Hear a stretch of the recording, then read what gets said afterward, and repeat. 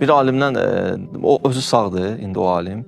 Bir nəfər öldü, amma dirildi də, indi kliniki ölümüymüş, nəymiş. Və eşitdim onun haqqında ki, başına hadisələr gəlib də. Getdim onunla görüşdüm, özü sağdır onu danışan. Gəldim, dedim ki, o nə baş verdi də o anda. Deyir ki, valla öyle öldüm də. Dedi, nə oldu? Deyir, başladılar suallar verməyə, nə var, nə gətirmirsən. Bu real, məsələn, müasir, bugünkü dünyamızdan danışıram, yəni çox uzaq gələcəkdən danışmıram da, peyğəmbər indikindən danışıram.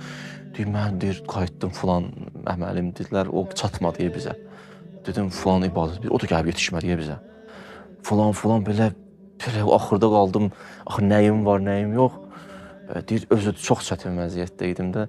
Əhl-i-Beytə olan məhəbbətimi göstərdilər və sonradan mənə təzədən qaytardılar bir şans olaraq ki, bax, hamıya nəsib olan bir şey deyil də. Məni qaytardılar, dedilər, get təzədən neyinə. Üstündəsən, gir gətir, hə? Get bir şey, əli boş gəlmir, bu hamıya aid deyil. O özü deyir ki, mən özümə qayıdan kimi gördüm, ağlayırlar da evdəkilər, hamı ətrafım, qohum, əqrabam. Dedim ki, necədir vəziyyət, nə baş verib? Sən yox idin də, ölmüşdün, bu nə baş verdi? Deyir, mən sual verdim onlara bir kəlmə ki, dedim ki, mən bir nalə çəkdim, o eşitdiniz? Yox, elə nə nalə? Dedim, başa düşdüm ki, buradan elə bir qopmuşam, orada gedir proseslər.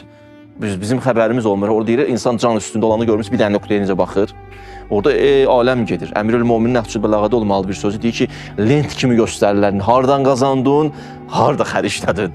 Bir dənə gəlir, bir abu-hava gedir, insan vəhşəti bilir insanı.